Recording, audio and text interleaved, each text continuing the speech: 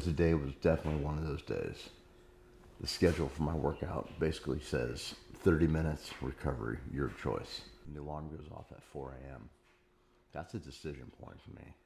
I can rationalize sleeping in, coming back tonight, and just doing something easy, right? 'Cause 30-minute recovery is pretty vague and pretty subjective on what I need to do. But I got out of bed, I rolled out, came downstairs and made my coffee. I'm drinking it right now. I think that's the thing that you got to do. You got to keep moving. Consistency above all else is what gets you there. You just got to stay consistent. Once you're in that groove, you got to stay in that groove. And that's the hardest thing to do because everybody around you, everything around you is trying to push you down to that mediocrity. It's trying to suppress your drive, suppress your motivation, and bring you down to their level, which is static and not moving forward, not doing anything. So you got to fight against that. It's an all-out war that you've got to wage. And it's not just on individuals.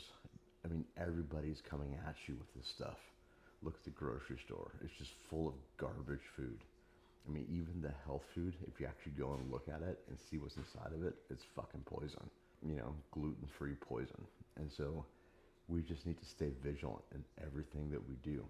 And I think that routine, getting in that groove, that's how you build discipline. It's one day at a time. It doesn't just happen overnight. You don't just wake up and have like this massive discipline. You got to develop it. And you just got to kind of know that, you know, things happen for a reason. You're not put through adversity because it just is, you want life to be horrible.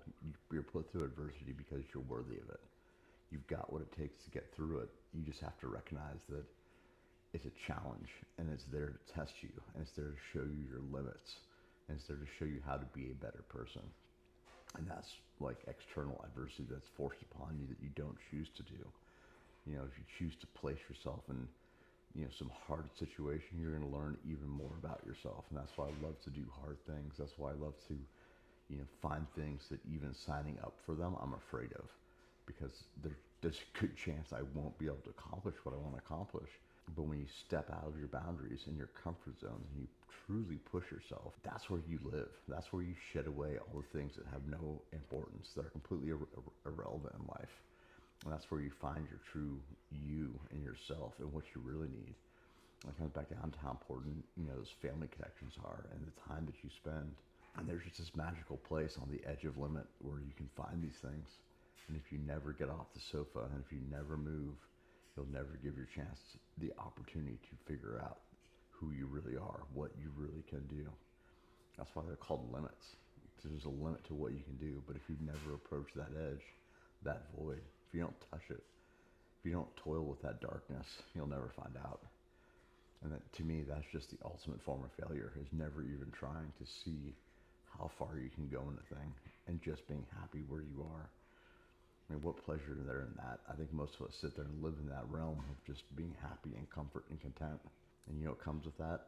Poundage, depression medication, sleep problems, relationship problems. So why not live a little and try and push yourself and expand? So I guess I should finish this coffee and go and do my 30-minute recovery session, which is going to be a run with my headlamp outside.